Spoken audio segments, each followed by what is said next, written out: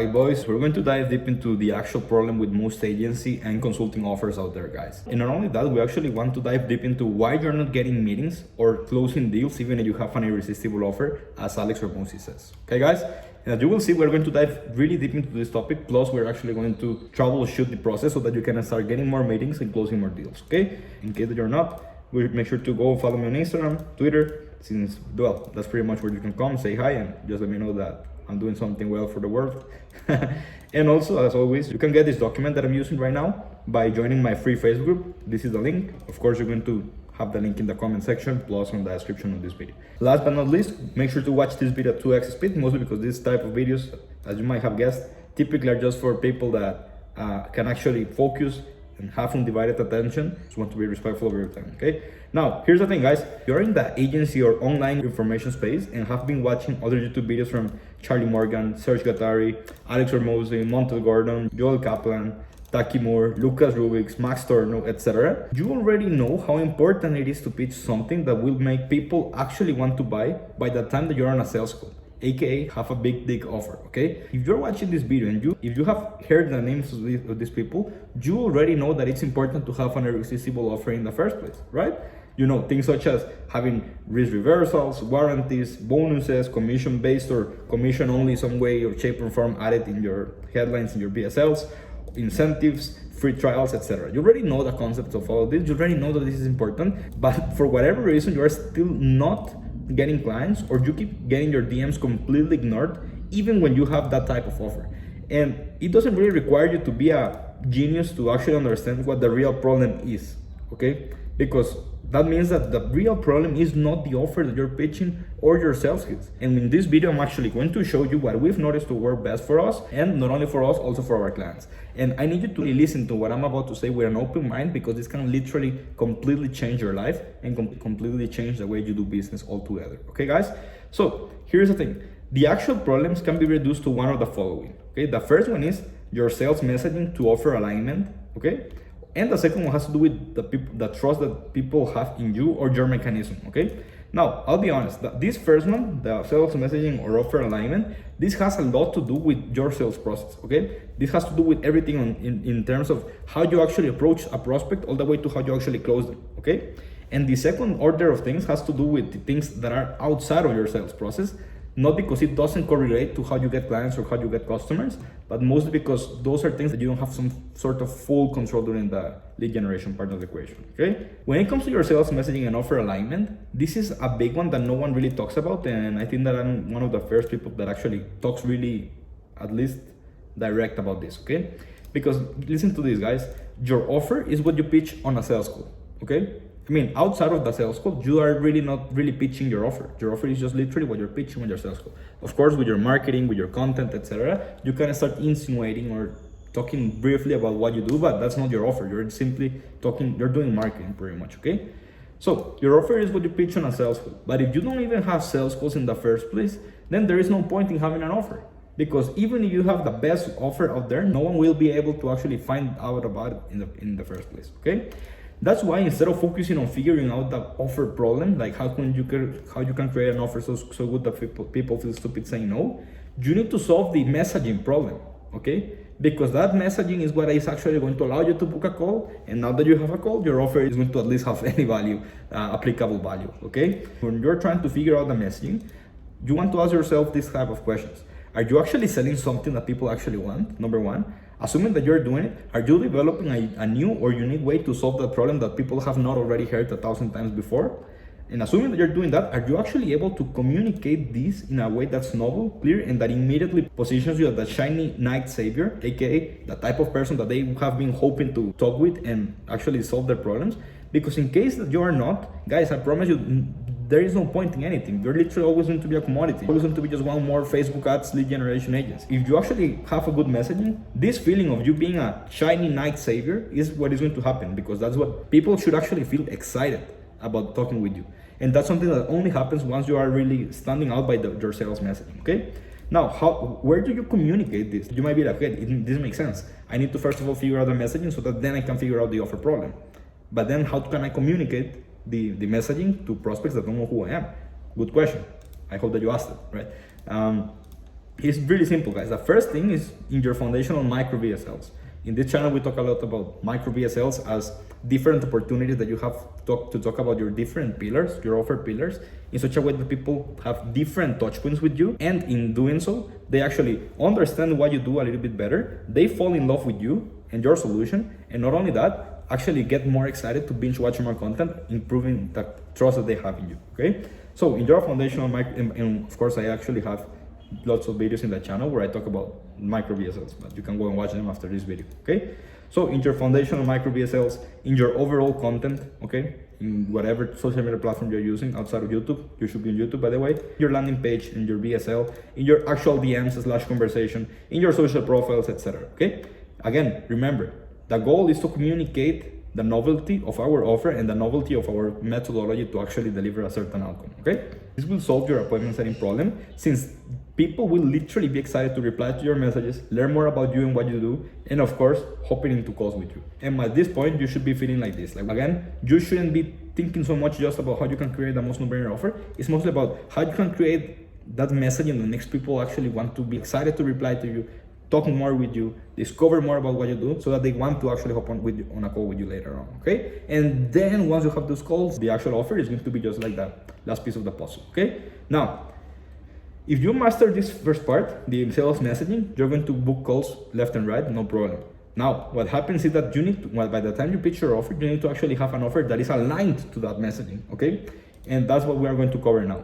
Offer alignment has to do with the congruency between the actual messaging and what you pitch on your sales calls, okay? And we've noticed that when it comes to the actual pitch, a more dialogue-based approach to the pitch works even better than just explaining everything on a sales presentation where you talk about your services and how you actually deliver your short-form content pieces, etc.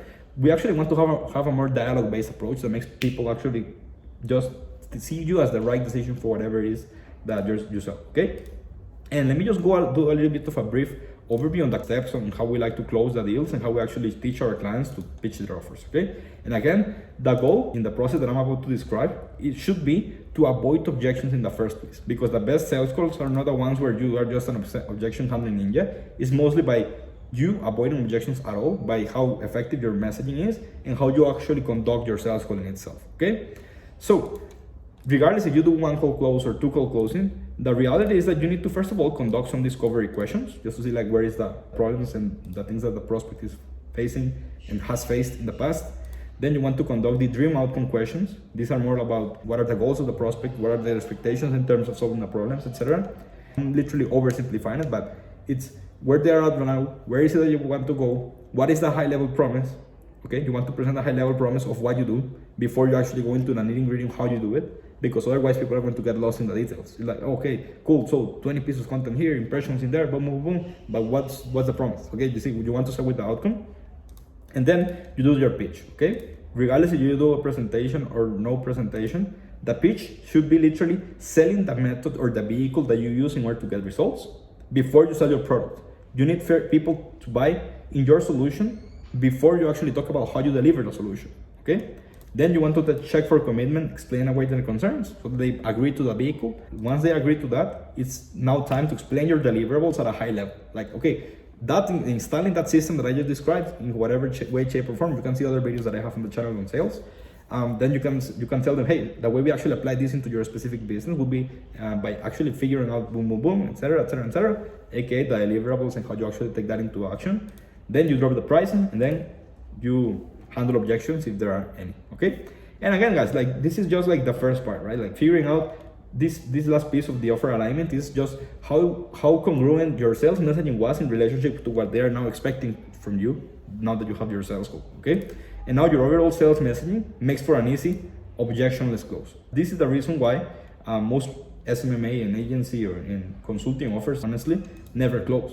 And this is because, first of all, they just have a really good offer but no messaging at all. And assuming that they have the messaging, the offer is not aligned to the messaging, okay? So this is the first reason why.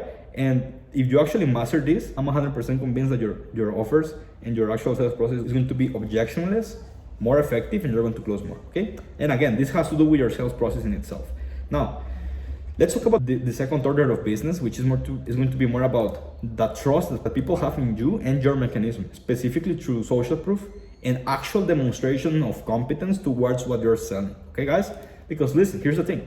I know that you want to make money, and I don't know if you just found this video, you have never even thought about starting an agency, or you already have an agency, or you're thinking about starting an agency, but I know that you are at least wanting to make more money. That's cool and everything, but you need to do things the right way, guys. Even if it's possible to get clients without case studies or testimonials or social proof, why on earth are you going to spend 6 months to 1 year trying to do something that it could have taken you only 2 months or even less if you had gone the extra mile to get free clients first, get some social proof, and get some case studies? Why on earth would you do it? You're literally losing time. Even if they love you, even if they see how your solution makes sense, if you have never been able to demonstrate to somebody else in the world, like, hey, I took this person from point A to point B, this proof that this actually works, and there is no way in which this is not going to work for you since you're in the same exact spot, put yourself in the position of your prospects. Like, think about it.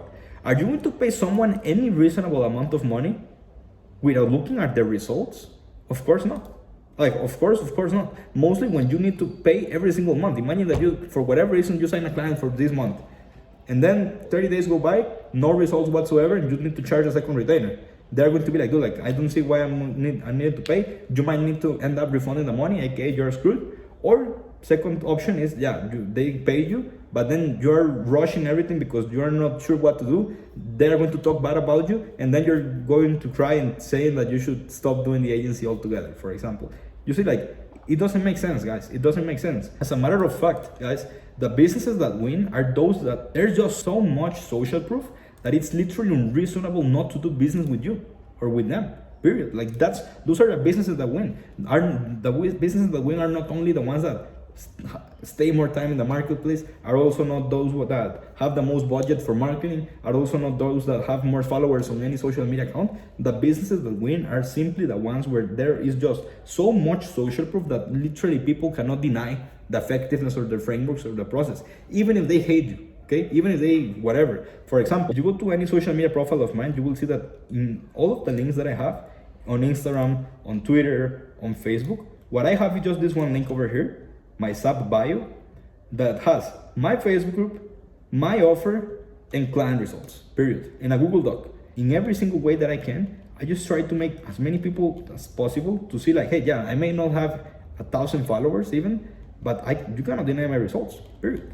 And not only the results that we have, it's also the percentage of people that actually succeed, because that's the thing. What I have been trying to do is to maximize and make it almost impossible for anyone not to make at least 10 times investment back towards what they actually got working with me.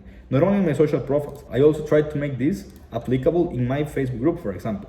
As a matter of fact, people that come and join my Facebook group, guess what they see? Of course, they see the welcome post, they see my content, but the biggest thing that I have over here in red, so that nobody loses them, is my client results. A link for them to see my client results, period. Nothing else matters as much as this matters. Okay, guys? So you need to maximize the level of trust from your prospects to close more, period. There is no way around it.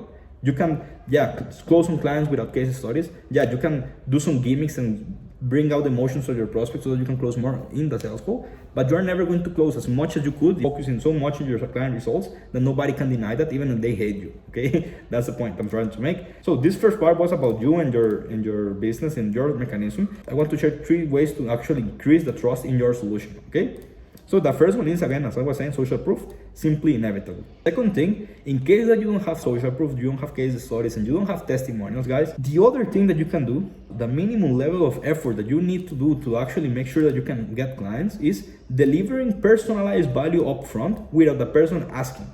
And you need to embrace the suck at the beginning, and you'll be glad that you did, since you will be then able to get your case studies or testimonials, and that's your biggest marketing piece. Okay, and what I mean by that, guys, is the following.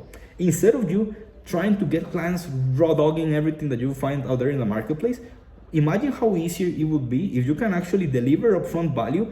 For example, you run a short form content agency. Listen, imagine that you actually send 1 or 2 short form videos to people that you want to work with, that you know that you can help, without them even asking. Guys, listen, how much easier do you think that it would be to close clients, even if you have case stories, because people are literally seeing at first hand the value and the skill set that you have towards delivering an outcome. You need to be able to do that, guys, even if you hate it, even if it sucks. But then what? So do you expect just to get clients because you are just working hard and because you just deserve it? right? Of course not, guys. You need to actually be able to put in the extra mile to get the clients as much as you like. If you were running a lead generation agency, imagine just how valuable it would be if you actually created a list of leads and you can immediately deliver that to your prospects and be like, hey, I have these leads for you, ready to go. Do you want them? 9 people out of 10 are going to say yes, and now you have 9 people that you can pitch your offer, and you already demonstrated you're capable of doing that thing. Do you think that is going to be way easier? Of course it will, right? So focus on delivering. If you don't have a social proof, the minimum that you can do is actually delivering that personalized value upfront. Okay, that's number 2. And last but not least, the last way to actually increase trust in your solution is by creating content and building your attractive character. Okay, but again, this is the last one, and this is more like a bonus because yeah, people can love your content, can love you as a person, etc. But realistically, if you have the best content, but you have not been able to actually showcase that you're able to deliver results, guess what? You're also not going to get clients. So again, this is more like a bonus, but that's also a way for you to increase your trust, okay? Now, having said all of this, what is then the actual problem with most agency and consulting offers? The biggest problem is that they don't really have a sales message that allows them to even pitch their irresistible offer in the first place. And then, assuming that they are, their offer is not aligned to that. And last but not least, your prospects simply don't trust you and your mechanism as much as they should for you to actually close them, period. That's what it comes down to. Here's where the mindfuck comes. You could even not have an irresistible offer, but people just have so much trust in you and what you do and who you are because of the case study that you have. And they're going to still buy from you even if you don't have the best offer. And that's the point I'm trying to make, guys. It all comes down to only these 2 things. Focus on solving this and everything is going to be easy. Getting clients is going to be easy for you, okay? Now, call to action. If you want us to help you build a sales infrastructure that yields 100 plus pre-sold sales appointments and get to a 20 plus conversion rate, aka getting at least 20 clients, click the link in the description, watch our BSL, and then book a call, okay? The link will be in the description in the comments. And today's music recommendation is the song called Sin Censura by DJ Kendo, Shanti, and Daikil, okay? These are all singers and musicians from my country, Costa Rica. Go show them some love. And again, this is a song that I really enjoy, so go ahead and enjoy it with me, okay? Let me know your thoughts on the song once you actually go over it. And yeah, just happy to share some music with you and love you all. Okay, guys? Bye-bye.